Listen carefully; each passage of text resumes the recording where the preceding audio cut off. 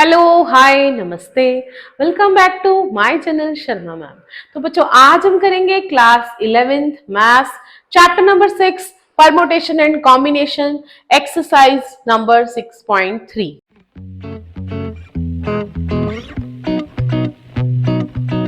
तो बेटा इसमें कुछ बेसिक कंसेप्ट हैं। हमारे पास परमुटेशन का फॉर्मूला है। अगर n टोटल नंबर्स हैं और r हम एक टाइम पे ले रहे हैं नंबर ऑफ टर्म्स, तो उसका फॉर्मूला क्या रहेगा? n factorial upon n minus r factorial. ये हम पहले भी कर चुके हैं। अगर बेटा npn मतलब सारे n ही एक ही बार में लिए जा रहे हैं तो n फैक्टोरियल आएगा। np0 अगर कोई भी नहीं लिया गया है तो 1 आएगा। फिर है बेटा हमारे पास थ्योरम नंबर 1। ये थ्योरम नंबर 2 है एनसीईआरटी की बुक में। The number of permutation of n different object taken r at a time. अगर टोटल ऑब्जेक्ट्स हैं हमारे पास एन डिफरेंट और आर हम ले रहे हैं एक ही टाइम पे, वेयर रेपिटेशन इज अलाउड, कि वो रिपीट हो सकते हैं। लाइक अगर हमने 1 2 3 4 लिया है तो 1 1 1 भी ले सकते हैं, 2 2 2 भी ले सकते हैं। तो टोटल परमुटेशन रहेंगी n की पावर r। इसी तरह बेटा हमारे पास दूसरा कंसेप्ट है कि permutation when all the object are not distinct object. जब आपके पास जो ऑब्जेक्ट्स हैं वो अलग अलग नहीं है, कुछ उसमें सेम है। जैसे मैंने वर्ड लिया है रूट, तो रूट में जो o है वो सेम है, ठीक है। तो इसके नंबर ऑफ परमुटेशंस बनेंगे हमारे पास, ये 4 है टोटल, 4 फैक्टोरियल डिवाइड बाय जितने रिपीट कर रहे हैं उनका भी फैक्टोरियल हम डिवाइड कर देंगे, ठीक है। इसी तरह हमारे पास यही कंसेप्ट है, the number of permutation of n object where p object are of same kind, जैसे कि यहां पर था, तो हमारा फॉर्मूला रहेगा n factorial divide by p factorial. इसी तरह बेटा अगर बहुत सारे नंबर्स में आ जाता है, जैसे कि हम कोई नंबर ले लेते हैं, कोई इंडिपेंडेंस में हमारे पास बहुत सारे n आ रहे हैं, बहुत सारे e आ रहे हैं। देखिए n है हमारे पास 1 2 3 टाइम और e है 1 2 3 4 टाइम। तो इस तरह d भी है 2 टाइम। तो टोटल नंबर ऑफ परमुटेशंस क्या बनेगी इसमें? 1 2 3 4 5 6 7 8 9 10 11 12। टोटल है 12 फैक्टोरियल। एन रिपीट हो रहा है हमारे पास 3 बार, तो 3 फैक्टोरियल। डी है 2 बार, 2 factorial and E is here 4 time, तो 4 फैक्टोरियल। इस तरह हम नंबर ऑफ परमुटेशंस निकालेंगे। अब हम शुरू करेंगे एक्सरसाइज के क्वेश्चन। तो स्टार्ट करते हैं question number 1 of exercise 6.3। How many 3 digit number can be formed by using the digit 1 to 9 if no digit is repeated. तो बेटा कोई भी रेपिटेशन नहीं करनी है। हमने 9 नंबर में से 1 to 9 नंबर्स, तो टोटल 9 नंबर्स हुए और 9 नंबर्स में से हमने 3 डिजिट लेने हैं, ठीक है। तो हमारे पास यहां पर आ जाएगा number of 3-digit numbers will be, 3-digit numbers can be formed, that is 9p3, 9 factorial, ठीक है, divide by n factorial n minus r, 9 minus 3 factorial, ये आ जाएगा 6 फैक्टोरियल।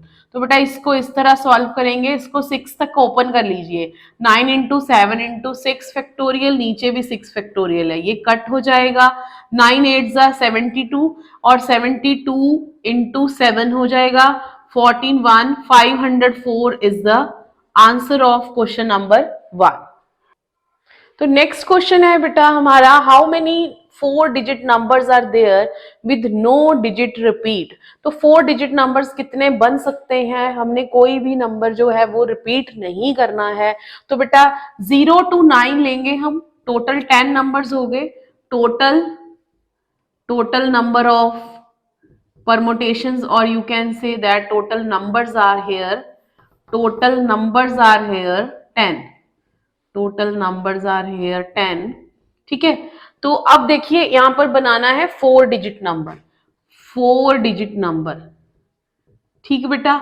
तो ये प्लेस है ना, 1000 वाला प्लेस जो है, 1s 10s 100 1000, यहां पर हम 0 नहीं फिल कर सकते।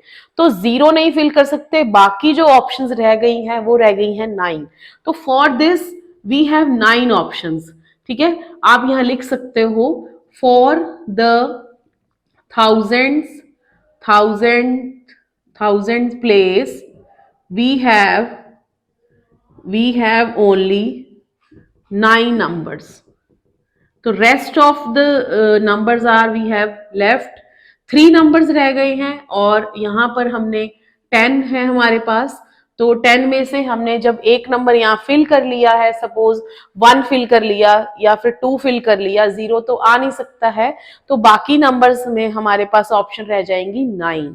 ठीक है, तो रेस्ट ऑफ नंबर्स हमारे पास रह जाएगा नाउ नंबर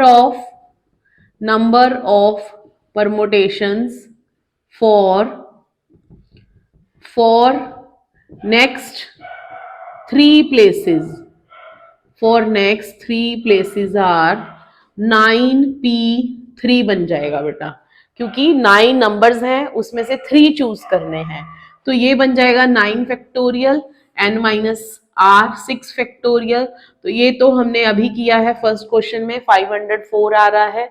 अब total number of permutation, total 4 digit numbers are here 9 into 504, तो ये बन जाएगा 36 3 45। तो 4536 is the answer. Next is question number 3. How many 3-digit even numbers can be made by using the digit 1 2 3 4 6 7? तो बेटा total हमें यहाँ पर दिए हुए हैं 6 डिजिट्स। ठीक है, इन डिजिट्स को यूज करके हमने बनाना है इवन डिजिट नंबर जहां पर की रेपिटेशन अलाउड नहीं है। तो 3 डिजिट इवन नंबर बनाना है। ठीक है, तो बेटा इवन नंबर कब रहता है? जब उसके लास्ट में इवन नंबर हो। मतलब इवन मीन्स यहाँ इन ऑप्शन में से लास्ट में क्या भर सकते हैं? 2 4 6 भरना चाहिए। ठीक है, सपोज मैंने 2 भर दिया, अब जब यहां मैंने 2 भर दिया, 2 फिल कर दिया, तो कितने नंबर्स बच गए? 2 ये 4 6 और बाकी है हमारे पास 1 3 7। तो टोटल 5 ऑप्शन बच गई इन 2 के लिए। तो इस एक सीट के लिए 3 ऑप्शंस हैं और इस 2 सीट्स के लिए हमारे पास 5 ऑप्शंस हैं। ठीक है, तो दोनों का कॉम्बिनेशन कर देंगे, मल्टीप्लाई कर देंगे, तो हमारे पास हमारा आंसर आ जाएगा। तो स्टार्ट करते हैं विद दिस। आपने यही लिखना है, for ones place we have number of permutations are 3p1। 3 numbers हैं उसमें से एक फिल करेंगे। ठीक है, so we have 3 factorial 1 factorial 2 factorial. ठीक है, यहां पर हमारे पास आ जाएगा 3 minus 1 2 फैक्टोरियल, तो 3 ही बन जाएगा, 3 into 2 factorial. So this is 3। Next we have बेटा यहाँ पर 5 प्लेसेस है, 2 प्लेसेस है और 5 नंबर है। तो now we have number of